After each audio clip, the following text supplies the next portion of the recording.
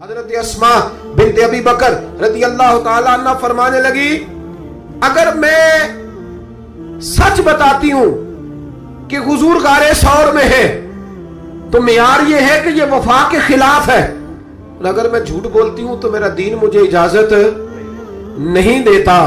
جناب اسما کھڑی ہے چوک میں، جوانوں یہ ہے جوانی، یہ ہے وقار کہ انسان اپنے کردار پر داغ نہ لگنے دے اور وہ معیار کے ساتھ میدان میں کھڑا رہے۔ فرماتی ہیں درجنوں لوگ تھے، میرے چہرے پہ نقاب تھا۔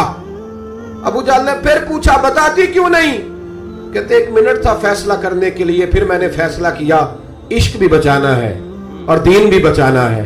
فرماتی ہے میں نے فوراً کہا، میں نے کہا ابو جہل سن، پھر اگر تو سوال سے باز نہیں آتا تو سن، میں صدیق کی بیٹی ہوں، جھوٹ نہیں بول سکتی، مجھے خبر ہے وہ دونوں کہاں ہیں، پر میں تمہیں بتاؤں گی نہیں۔ جا جتنی طاقت اور جرت ہے وہ لگا لے، پر میں تجھے بتاؤں گی، میں تجھے خبر ہے۔ اقبال بولے، کہنے لگے جب عشق سکھاتا ہے آداب خود آگاہی، پھر کھلتے ہیں غلاموں پر اسرار شہنشاہی۔ اتنا بڑا جملہ کہہ دیا۔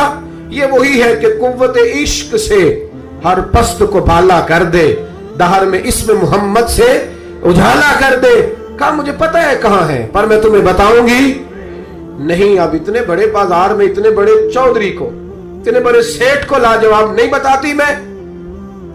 تو بزدل لوگ ہوتے ہیں، پھر جب دلیل ختم ہوتی ہے تو جھگڑا کرتے ہیں۔ ابو جہل نے ایک تھپڑ مارا۔ جناب اسما کہتی ہیں یہ سردار کا گھر تھا، کبھی کسی کی طاقت نہیں ہوئی تھی، پر یہ تھپڑ بھی میں نے نبی کے نام پہ کھایا۔ فرماتی ہے میں زمین پہ گری، میرے کان میں بالی تھی، وہ ٹکرائی ایک پتھر سے، خون بہنے لگا۔ لوگوں نے ابو جہل کو پکڑا، حیا کر، بچیوں کے اور عورتوں کے منہ لگتا ہے اسے لے گئے۔ فرماتی ہے میں اسی طرح اٹھی، اٹھ کے میں نے چہرے پر پھر سے کپڑا لپیٹا، خون کو چھپایا اور پھر روٹی پکانے لگی۔ فرماتی ہیں اسی طرح کھانا بنایا، پھر کئی دفعے نکل نکل کے دیکھا، جب کوئی راہوں میں نہ رہا، فرماتی ہیں سنسان رستوں میں میں غار ثور کی طرف بڑھی، اور جب میں غار ثور میں کھانا لے کے گئی تو چہرہ چھپا ہوا تھا۔ باپ تو باپ ہوتا ہے نا، بیٹی تو رات کو ٹیلی فون پہ صحیح بات نہ کرے تو باپ گھر آ کے کہتا ہے نیند نہیں آ رہی، لگتا ہے بیٹی کو سسرال میں کوئی تکلیف ہے، اور بیٹی منہ چھپا کے غار میں پہنچی۔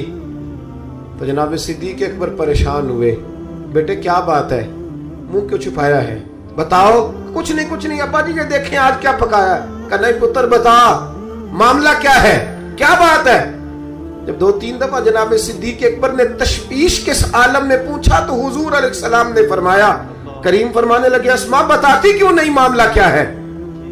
تو پھر جناب اسما رو پڑی، ایک باری میری آنکھیاں چوں اونا نے اتھرو پونجے سن، ہن چسکا پہ گیا رونے دا، ہر ویلے آہو زاری دا۔